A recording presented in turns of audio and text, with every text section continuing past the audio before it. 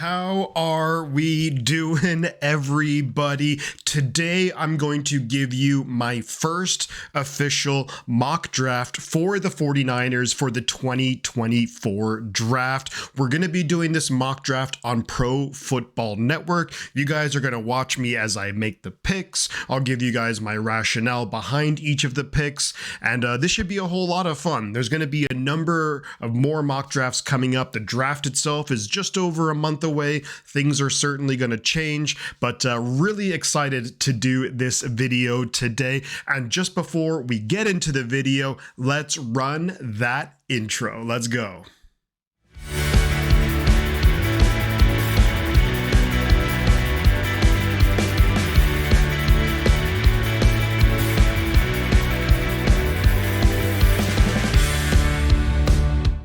Alrighty, folks, let's get into my inaugural 2024 mock draft for the San Francisco 49ers. Of course, we're going to be doing all 7 rounds. We'll go with the normal speed, and obviously we're going to be doing the 49ers. So we're going to hop right into the draft. Now, how I'm going to do this is I'm probably not going to do many trades. Something that I've noticed from doing mock drafts on Pro Football Network is that it really, some of the trades are just wacky and unrealistic. So if anything like that comes up, I'm definitely not going to do it. Going to try and keep it a little bit more realistic. With the 49ers, there are a number of needs that we have to address. I think we definitely want to get better on the offensive line, although I don't think our offensive line is as bad as maybe some people make it out to be. I do think we can improve some depth and maybe get a starter in the first round. We'll have to wait and see who's available. I'm actually not looking at the screen just yet.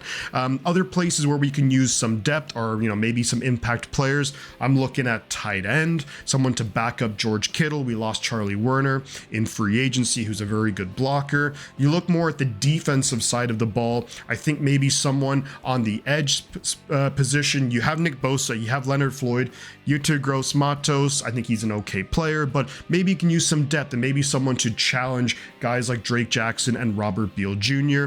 Linebackers, we brought in Devondre Campbell, but you'd maybe like to see an impact player there, with Dre Greenlaw most likely going to miss a good portion of the season with his Achilles injury. Then you move to the cornerback room. We do have some really good starters. You look at Mooney Ward, and then you look at Deommodore Lenoir. We bring in a guy like Isaac Yiadom. We have Ambry Thomas. We have Darrell Luter, and we also have Sammy Womack in the room, but I would like to get an impact player there, simply because you look at Mooney Ward, Lenoir, and Ambry Thomas, and Isaac Yiadom, a 1-year deal. They're all in the final year of their contracts, so maybe getting some depth would be key there. And then also safety. I think safety could be a really big position to address here. Right now, Hufanga, we don't know when he'll be back. My guess is he gets put on injured reserve, misses the first 6 weeks, and then comes back somewhere in the middle of the season. We have Jair Brown. I like his game. But beyond that, the depth really isn't there. I do think we will bring in some veteran reinforcements, but you have George Odom, more of a special teams guy. You don't want to rely on him to have to play too many snaps on defense. So I think safety is going to be a big priority here. So we already have some trade offers here. We're going to get into our first pick, and I'm looking here. So pick 33, so move down 2 spots, and a 6 next year. I think I'm going to reject that. You look at the Houston Texans. This would be an interesting trade, actually. Moving down 11 spots, you do get a 2nd round pick next year. However, I think that 2nd round pick will most likely be a late 2nd, simply because I think the Texans are going to be really good next year. And then the Jags, this is an interesting one, to get a 2nd and a 3rd. We're just going to stick where we're at right now. So here we are, pick 31 overall, and there are so many names that are just sticking out already for me here. So you look at a guy who I don't think will be here in reality, but you never know how the draft goes, and that's Cooper DeJean out of Iowa, one of those just do-it-all defensive backs. Really like his game, and someone who could play almost any position. I like what he can bring to the 49ers secondary room. We talked about safety. We talked about cornerback. This could be an option to go with. And also, to kind of go back to Hufanga, is that Hufanga is also in the last year of his deal.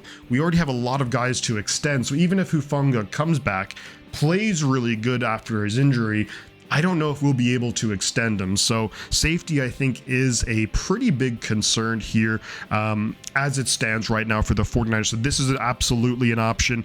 You look at Kingsley Suamatai, that could be a good option to go at offensive tackle. I like Jordan Morgan a lot, the offensive tackle out of Arizona. Tyler Nubin, another really good safety prospect out of Minnesota, someone who just forces turnovers, really good tackler too, and aggressive by the line of scrimmage.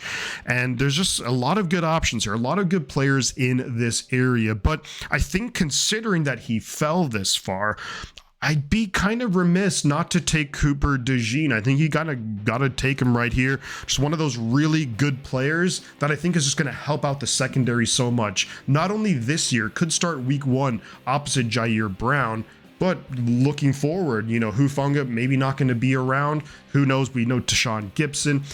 He is maybe borderline retiring. We're not really sure what's happening there. But I think this would be a big get for the 49ers defense. That John Lynch, the Hall of Fame safety, would love to get just like a crazy good impact safety high in the draft. And here we are with the 49ers looking at this option here. So we're at pick 63 overall in the second round. The New York Giants have offered a trade here, and I'm really thinking about taking this trade actually. So you move down 7 spots into the early portion of the third round, but then when you go from pick 176 to 107, you're moving up 69 spots. So, and I really like that part of the draft around like the late 90s, early 100s. So let's see what the other pick is. 66 and 104, but then we're giving up 135. Close call. Let's go and take the Giants trade. We're going to accept that. So we're going to move down a few spots, but I do like moving up in the 4th round, I believe it would be, and we'll reject this. So we're at pick number 70, and let's look at some of the players we have available. Remember, we got Cooper DeJean in the 1st round. We're going to have a number of picks coming up here pretty soon. So Braylon Trice, really solid edge player out of Washington, just got a really amazing get off. Edge, you can never have enough good edge players. I will always be happy with getting an edge player, an effective one. But I think, you have Bosa, you have Leonard Floyd, who is the best edge player who's played opposite Nick Bosa since we had D Ford. Really like Leonard Floyd. You bring in Yuta Gross-Matos, you have Drake Jackson. Robert Beal showed a couple of things, so I don't know if edge is necessarily a need, but you also don't want to force. You don't have to go need. You can just go with the best players. Not a bad way to go about things either. Looking at a couple of other players right here, I see the Chargers took Michael Hall Jr. Not happy about that. Not happy about that at all. But I think we can really go with some decent options here. Chris Jenkins, the son of Chris Jenkins, really solid player. Cedric Van Pren could be a good center option moving forward. But you know what? This is probably going to be a little bit out of left field here. Well, maybe not, actually. I think the value is really good. Let's go Braylon Trice. Let's just try and get a really, really good rotation of edge rushers. And let the best man win. Let the best man get snapped. You got to get after the quarterback in today's NFL. And I think we've got 2 really good players on the defensive side of the ball already in this mock draft. So very curious to see where we go from here. Now, Cedric Gray, I was looking at him, the linebacker, to kind of continue to build this defense. But let's see how we're doing so far. We got Cooper DeJean. We got Braylon Trice. Some options here. We got Kyron Amagaji. I probably butchered that name. Sorry about that. Blake Fisher, right tackle. Could be a right tackle option for us. Now, we look at it. We have pick 94 and pick 107. So we have 2 of the next 13 picks. And then we have a couple of picks also and a couple more picks in the 3rd round. So this is where, should it play out this way, this is where the Niners need to hit it right. So let's see who we got here. Some options. Renardo Green, I like his game a lot. Cornerback out of Florida State. Let's see who else we got here. I like Jalen Wright, Kyrie Jackson. Some really solid players here. I think, though, it might be best to shore up the offensive tackle position. I know people might be freaking out if I don't, so I'm going to go with the right tackle option. We're going to go with Blake Fisher out of Notre Dame. I think that could be a good pick right there. He's going to compete day one with Colton McKivitz. I know a lot of Niner fans are not a fan of Colton McKivitz. I don't think he's as terrible as some people make him out to be, but getting some really solid... this is a good trade here from the Jets, actually. We moved down 4 spots here, but then we go from pick 251 to 185. I'm going to accept this. But getting a guy... Now I'm all over the place with all these trades coming in, but I really do. Getting Blake Fisher, yeah, to compete offensive line depth, never a bad thing either. So we have pick 111, and then we have pick 124. So we're going to have a couple of picks coming up here in quick succession. Dominic Pooney, an option here at guard. Let's see who else is available. I think I'm going to go with my guy, and I know I'm going to say this all the time in this video, but Kyrie Jackson, the cornerback out of Oregon, 6'3", really good size, not afraid of contact, 194, so good size there too. Super athletic. I like Kyrie Jackson a lot, and I think he's going to allow us just some depth at cornerback. It could be a case where maybe we kick in Lenore when it comes to like nickel situations, which is very common in the NFL. But maybe we kick in Lenore on the inside, and on the outside you have either Isaac Yiadom, Ambry Thomas, or Kyrie Jackson. Kyrie Jackson is also a guy for the future. He has that prototypical size that you like for this defense. Now moving on, we have pick 124, then 132, and 135. So of the next 11 picks, we have 3 of them. So this is where we can do some really good damage here. And we're going to start it off with Tanner Bortolini. So we're going to continue to shore up the offensive line. Now, I think it would be very unlikely that we would see Bortolini start as a rookie. I think we know Kyle Shanahan doesn't always like to go with rookie players, especially at a position as important as center. I think Jake Brendel will probably be the starter in 2024. Brendel, though, after the 2024 season, we can get out of his contract pretty easily, and then you have Bortolini, who's really athletic, started a bunch of games at Wisconsin, can just slide right in, take over, he'll have the system down. You just love to have that succession plan in place. Trade here from the Saints. I'm just going to reject this trade. Ooh, the Chiefs just took Brendan Rice. They have Rashee Rice and Brendan Rice ahead of us. So there we go. Good job, Kansas City. Now, damn Chiefs. I hate them so much. But so look at where we're at now. So we'll actually kind of go over some of our picks. We've made 5 picks already, and we have a bunch. We have another 5 to go. So we're halfway through. Cooper DeJean, Braylon Trice, Kyrie Jackson. This is all on the defensive side. I think these are all guys who could be long-term starters at their respective positions. I like Cooper DeJean to have an immediate impact, potentially Braylon Trice as well, coming in as part of a pass rushing rotation. Kyrie Jackson, maybe someone that we don't see too much of year 1, but down the road, year 2, year 3, could be an absolutely could be a starter.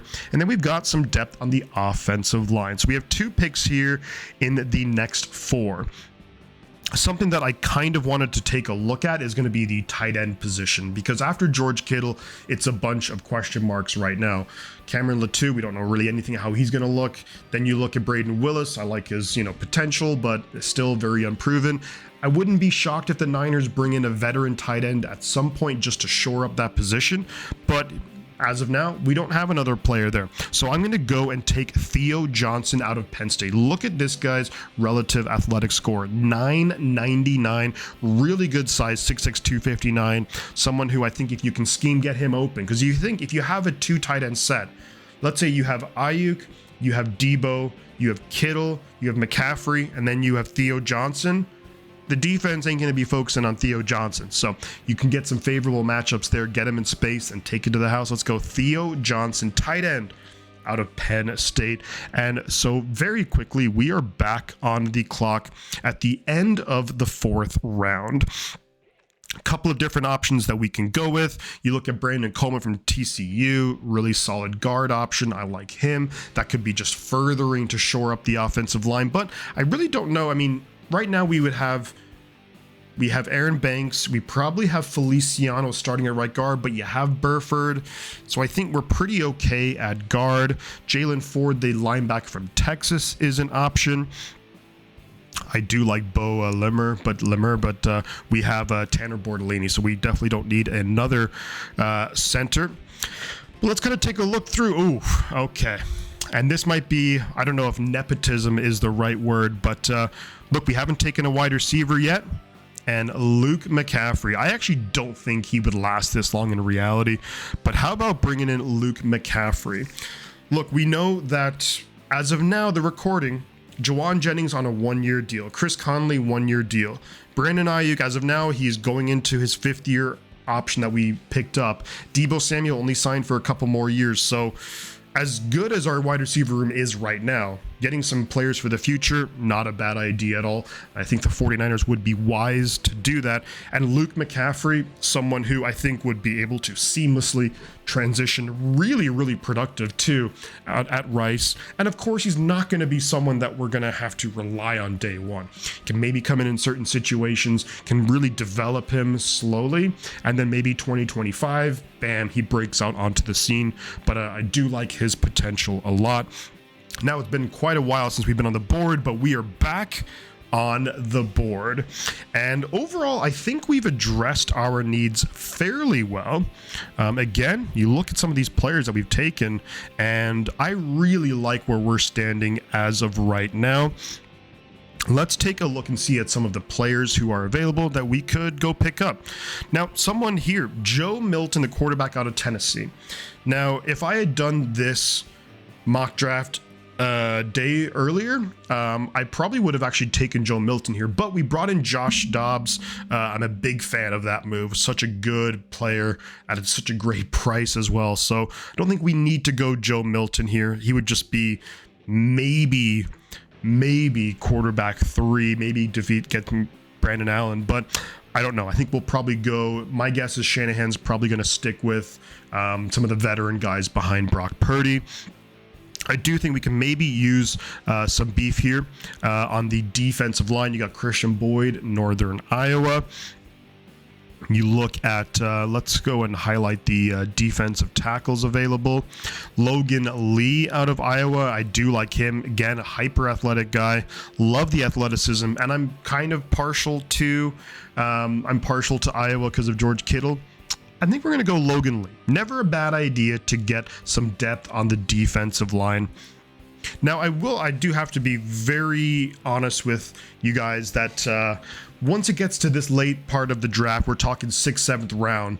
Like my knowledge is so far, I'm still learning about a number of these prospects. So it might just be guys that we visited with that we'll go with our next picks, or else just, I don't know, maybe we're just players who I think fit in need for the 49ers. So if we look at what picks we have left, we have 211, which is where we're at now. Jaheim Bell all the way there. Wow. 215. And then I believe that is it. So we have 2 more picks in this draft, and we are in the 6th round. So let's take a look and see at some of the options who are available for the 49ers. Now, you look at Sione Vaki. I think that could be a really good option there at safety. I'm kind of surprised he's available here in the 6th round. Scrolling down, something that might be worth picking up too is, we haven't taken a running back, so I think that could be on the card. So I think I kind of have an idea of the 2 players I want to go with here. So I think getting some more depth at safety, we're going to go with Sione Vaki, someone who the 49ers have actually had I believe it was a top 30 or 30 was a personal meetings when you get to meet with them in person before the draft. So I like that move a lot. And again, our depth at safety as it stands right now is almost non-existent. I mean, you have Jair Brown, love him. George Odom, more of a special teams guy, as we know. Hufanga, we're not totally sure when he'll be back. So we get Cooper DeJean, you get Sione Vaki, bam, look at that. Safety room, you got some solid depth there. Now, this is our last pick that we have in the draft. And I think I want to go running back. So let's highlight some of the running back options. And the reason why I want to go running back is we know McCaffrey is the reigning offensive player of the year. He's amazing, no question about it. However, he has some big cap hits coming up. I think this coming year, he's the highest paid running back, and deservedly so. But, with the amount of touches he's taken, going forward like 2-3 years from now, can you rely on him? Maybe you can. We'll have to wait and see. But maybe having a running back to spell McCaffrey a little bit more could be a good idea. Elijah Mitchell, big fan of his game. Can't stay healthy at all. Just a reality of what it is. Jordan Mason, really like his game, but for some reason Kyle Shanahan just doesn't want to play him. So I think maybe being in the market for a running back could be a good option here. And I'm thinking Jawar Jordan, another guy that the 49ers have met with, really good fit for our system here. So I'm not going to overthink this. Let's go with Jawar Jordan, running back out of Louisville. And there you have it, guys. That is my inaugural 2024 mock draft for the San Francisco 49ers. I really didn't expect Cooper DeJean to be there for our first round pick. So that kind of, I have a general idea of maybe how I would like to go about a mock draft. But the cool thing is, when a player like that becomes available that you just didn't think would be there, it can kind of forces you to think almost on the fly. But I think this would be a really, really good draft here. Once the draft finishes up here, just a couple of picks from now, we'll kind of talk through each of the players very, very quickly. But I do hope that you enjoyed this content, me doing the mock draft. If you do enjoy it, drop a like, drop some comments, and I'll continue to do these as we lead up to the 2024 draft. So to summarize, we had 10 picks in this mock draft. We start off Cooper DeJean out of Iowa, someone day one starter, opposite of Jair Brown. Plus, it means that we don't have to force a guy like Hufanga back early. And also means that, look, if Hufanga comes back and let's say he plays really well, maybe he goes out and signs a big deal elsewhere, we get a third round comp pick. It also just gives us flexibility with a contract for Hufanga moving forward that we don't have to feel like we have to pay Hufanga. Braylon Trice, this was just another pick too where, I just didn't think that he would be available at this spot. And just one of those things where you look at, is edge a need when you have Nick Bosa and Leonard Floyd and you have other players like Gross Matos and Drake Jackson? Probably not, but sometimes you never know what can happen. And getting a really good edge player, never a bad thing being able to get after the opposing quarterback. Then we talk about opposing quarterbacks. How about protecting our own quarterback? You get Blake Fisher, played right tackle at Notre Dame, going to compete with Colton McKivitz at right tackle. My guess would be that Blake Fisher probably doesn't start year one. We know Shanahan doesn't necessarily like to go with the rookies, especially on the offensive side of the ball, but he will. Sometimes we've seen it. Spencer Burford is someone who comes to mind, but I think Colton McKivitz, with his experience, probably starts week one, but maybe as the season goes on, maybe Fisher can get in there. Then you look at Kyrie Jackson, cornerback out of Oregon. A lot of our cornerbacks on one-year deals are in the last year of their deal. You get some depth there. I think that we probably extend a fellow Oregon Duck in Diamador Lenore. Maybe we can extend a guy like Mooney Ward, but this also gives us some flexibility there. You're hoping that a guy like Darrell Luter Jr., Sammy Womack, maybe they can impress, but I think getting some cornerback depth, not a bad thing here at all. Really good size, really good speed, and a really physical too, so you like that move there. Tanner Bortolini, similar to Blake Fisher, probably not going to start year one, sits behind Jake Brendel, learns the offense 2025, let him go do his thing, hyper athletic. Speaking of hyper athletic, Theo Johnson, tight end out of Penn State, someone who I think could potentially be tight end number 2, going to compete with Cameron Latou, going to compete with Braden Willis, and maybe a veteran tight end if we bring one in. Luke McCaffrey, we know about him at Rice, really good Senior Bowl down in Mobile, Alabama, and someone who's really productive at Rice, really good fit for what we do here, could potentially be a Jawan Jennings replacement in 2025 if we can't extend Jawan. So I like Luke McCaffrey. Logan Lee, athletic defensive tackle from Iowa, someone who just provides some depth at defensive tackle. I like bringing, a lot of the moves that we made there, even though Eric Armstead is no longer with us, but could absolutely provide depth for us. And then you look at a couple of guys here, Sione Vaki, some more safety depth. We've met with them, personal meeting with him. Definitely a sign that we like him. Jawar Jordan, another guy the 49ers have met with. You get some depth at running back, and there you have it. hopefully you guys enjoyed this mock draft. Next time I do one, I'll probably do a different website, but let me know what you think of this content. Also, let me know what you think of the players who I took, or if you would have gone in some different directions at the picks, maybe some different trades. Always love this time of the year with mock draft season. One of my favorite times of the year. Mock is the actual NFL draft is just over a month away, so getting super pumped up for that. But thank you guys for watching this video. Drop a like, do all that good stuff. But before I head out, I'm gonna say two things. The butt counts, and I'll catch you guys on the flip side.